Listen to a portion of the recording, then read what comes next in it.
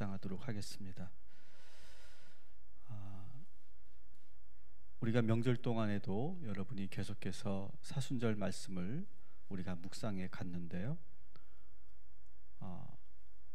예수님께서 이 유월절 만찬을 매우 중요하게 여기고 계신다라고 하는 것을 우리가 알고 있습니다.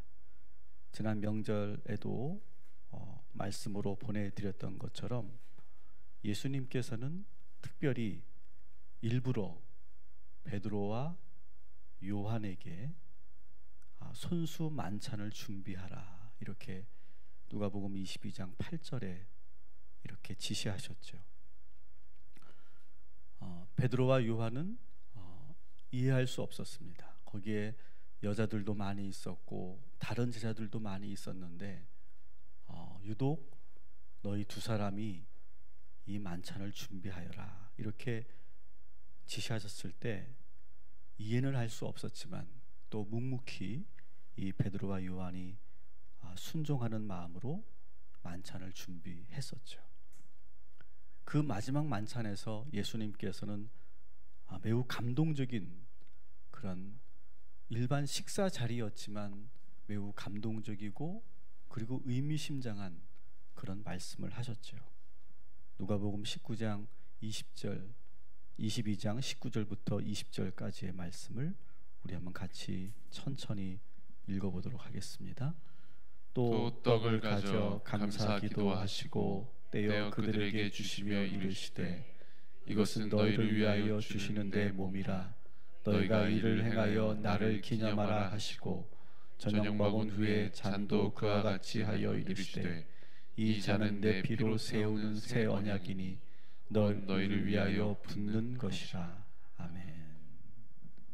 그저 지금 단순한 식사 자리가 아니라 여느 때와는 완전히 다른 그런 분위기가 있는 그런 거룩한 예식이었어요. 그리고 그 자리에서 이 말씀을 하시고 곧 이후에 당신을 팔아넘길 사람이 이 자리에 있다 이 말씀도 하셨어요. 그래서 분위기가 매우 엄숙하면서도 그리고 왠지 지금은 조심해야 될 것 같은 그런 분위기 속에 있었습니다. 그런데 오늘 우리가 보고 있는 누가복음 22장 24절부터 26절까지의 말씀에서 보면 그런 분위기에서 제자들이 뜬금없이 예수님의 그 계신 자리에서 이런 말을 꺼냅니다. 누군가가 누가 우리들 중에 가장 큰 자냐? 여러분 기본적으로 분위기를 파악할 줄 아는 사람이라면 이런 분위기에서 누가 우리 중에 제일 큰 자냐 이런 말을 누가 할 수 있겠습니까? 그리고 설사 누군가가 야 우리 중에 누가 제일 크냐 라고 말했어도 야 지금 이 분위기 모르겠냐? 지금 이런 얘기를 우리가 할 때가 아니야. 조용히 해. 이렇게 해줘야 됩니다. 그런데 이 제자들이 이상하게도 이 엄숙한 분위기 속에서 누가 제일 큰 자인지를 다툼을 하고 있다.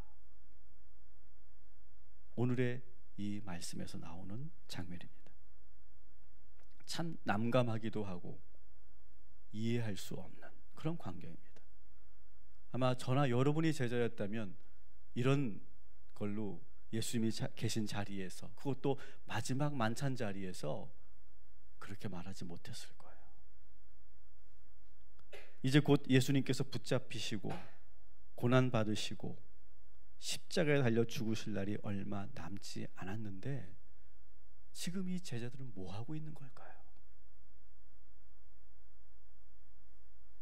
아마 12명이 서로가 내가 높다 내가 높다 그렇게 말하지는 않았을 거예요. 아마 이 12제자 안에서도 서로가 그룹이 지어져 있었을 거예요.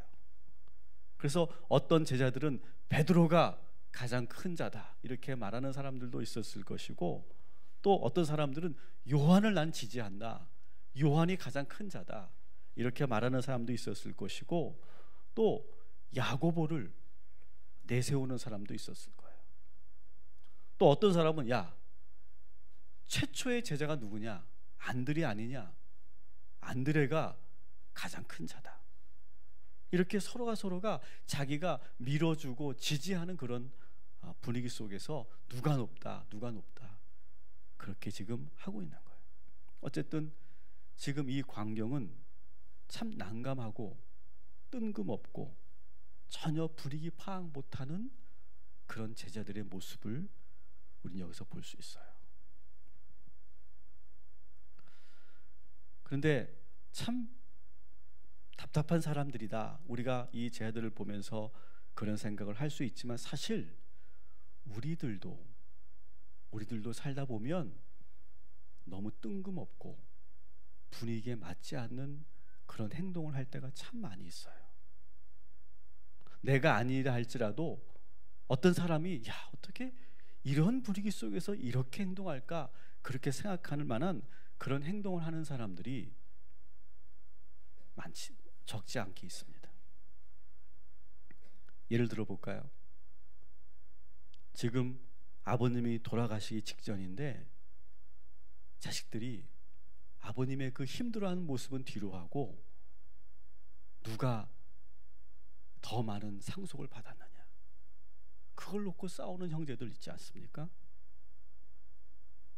회사가 지금 어려워서 지금 대표가 힘들어하고 있는데 직원들은 야, 다음 휴가 어디 갈까? 야, 이번 연봉은 오른데 만데, 그런 얘기하고 있는 그런 회사 있지 않습니까? 아버지는 지금 퇴직을 앞두고 있는데 그래서 이제 뭘 하면서 이 가족을 이끌어 갈까? 그걸 놓고 지금 고심하고 있는데 자식들은 게임에 빠져서 그렇게 흘러가고 있는 그런 가정이 있지 않습니까? 아내는 지금 우울증으로 힘들어하고 있는데 남편은 TV 보면서 히히덕거리고 있지 않습니까? 이런 예는 우리 주변에 너무나 많이 있어요. 사랑하는 성도 여러분, 우리는 지금 사순절을 보내고 있다는 사실, 이것을 잊지 마시기를 주님의 이름으로 축원합니다. 사순절은 지금 예수님이 어떤 마음이실지, 어떤 상황이실지, 지금 우리는 이 사순절을 어떻게 보내야 할지 적어도 우리가 분위기 정도는 파악할 줄 아는 그런 기본적인 사람이 되어야 된다고 생각해요. 다시 말씀드립니다.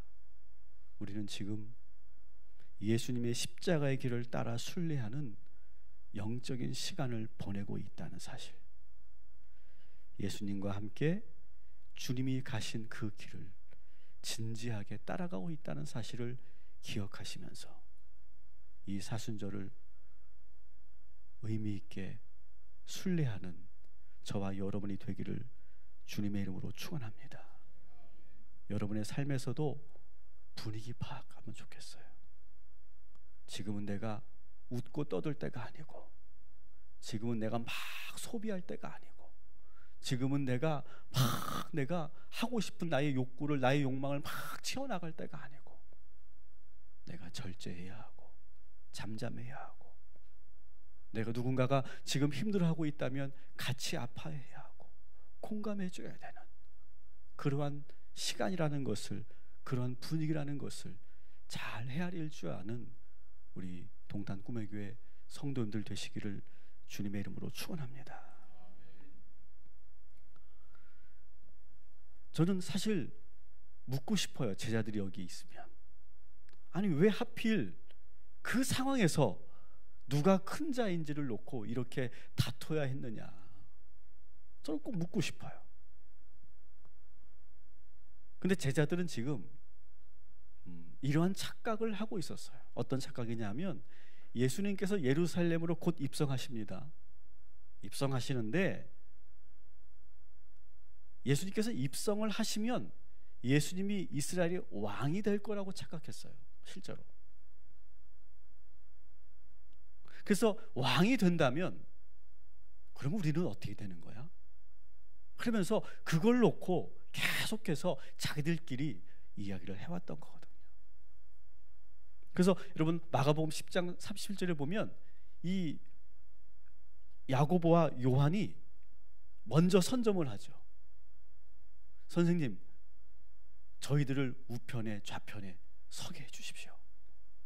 또 그걸 보고서 제자들이 막 아까워하고 억울해하면서 서로가 미워하고 불신하는 그런 장면들 우리가 볼 수 있지 않습니까? 예수님이 예루살렘에 입성하면 자기들이 1등 공신이 될 것이고 중요한 요직에 앉을 거라고 하는 그런 은근한 기대 속에서 있었기 때문에 지금 누가 제일 크냐를 놓고 계속해서 지금 싸우고 있는 거예요. 몇 번씩이나 예수님께서는 당신이 예루살렘으로 들어가면 순환당해야 할 것이라는 것을 말씀하셨지만 전혀 그 말씀은 들리지 않는 거예요. 자기들의 공명심에 지금 눈이 멀어 있는 거예요. 여러분, 우리가 이 사순절 특별 새벽 기도회를 왜 시작했다고 생각하십니까? 혹시 이런 분 계십니까? 이 특세를 완주하면 하나님께서 나에게 복 주시겠지. 내가 바라는 복은 이런 건데 하나님께서 응답하시겠지. 여러분, 혹시 예수님의 십자가에는 관심이 없고 나의 영광, 나의 어떤 축복 거기에만 여러분 관심 있지는 않으십니까? 사랑하는 성도 여러분, 우리는 지금 복 받기 위해서, 기도 응답 받기 위해서, 내가 바라는 것을 얻기 위해서 이 특별 새벽 기도회를 참여한 것이 아님을 여러분 기억하시기 바랍니다. 우리가 왜 이 새벽 기도회를 시작했습니까? 예수님과 함께 십자가의 길을 가기 위해서, 예수님의 십자가의 고통을 묵상하기 위해서, 나를 위해 죽으신 주님의 사랑을 충만하게 경험하기 위해서 우리가 이 특별 새벽 기도회를 참여했다는 사실을 잊지 마시기 바랍니다. 오늘 하루하루 주님과 함께 걸어가는 이 십자가의 길을, 이 거룩한 영적 순례를 의미 있게 시작하는 오늘 이 복된 하루가 되시기를 주님의 이름으로 축원합니다. 이렇게 자기들끼리 누가 더 큰 자인 줄 놓고 다투는 모습을 보시면서 예수님의 마음은 어땠을까요? 많이 안타까워하셨을 것 같아요. 그래서 누가복음 22장 25절부터 26절에 예수님께서 말씀하시죠. 같이 읽습니다. 예수께서 이르시되 이방인들의 임금들은 그들을 주관하며 그 집권자들은 은인이라 칭함을 받으나 너희는 그렇지 않을지니 너희 중에 큰 자는 젊은 자와 같고 다스리는 자는 섬기는 자와 같을지니라. 아멘. 이런 말씀이에요. 세상의 왕들은 백성들 위에 군림한다. 그러면서도 자기들이 백성들에게 은혜를 베풀고 있다고 칭송하게 한다. 그러나 너희는 그래서는 안 된다. 너희 가운데 가장 큰 사람은 가장 어린 사람과 같아야 한다. 또 다스리는 사람은 섬기는 사람이 되어야 한다. 이렇게 말씀을 하시고 손수 예수님께서 행동으로 보여주시죠. 우리의 두 번째 본문 요한복음 13장 3절 5절 같이 읽겠습니다. 저녁 먹는 중 예수는 아버지께서 모든 것을 자기 손에 맡기신 것과 또 자기가 하나님께로부터 오셨다가 하나님께로 돌아가실 것을 아시고 저녁 잡수시던 자리에서 일어나 겉옷을 벗고 수건을 가져다가 허리에 두르시고 이에 대야에 물을 떠서 제자들의 발을 씻으시고 그 두르신 수건으로 닦기를 시작하여. 아멘. 지금 요한은 식사를 하고 있는 도중에 제자들의 발을 씻겼다 이렇게 증언하고 있습니다. 그러니까 지금 밥을 먹으면서 누가 제일 크냐 놓고 지금 싸우고 있으니까 식사를 멈추고 그리고 직접 대야를 가져다가 제자들의 발을 씻기는 거예요. 얼마나 안타까웠으면 그러셨을까요? 누구의 발을 먼저 씻었습니까? 누구의 발을 먼저 씻었죠? 베드로의 발을 먼저 씻었습니다.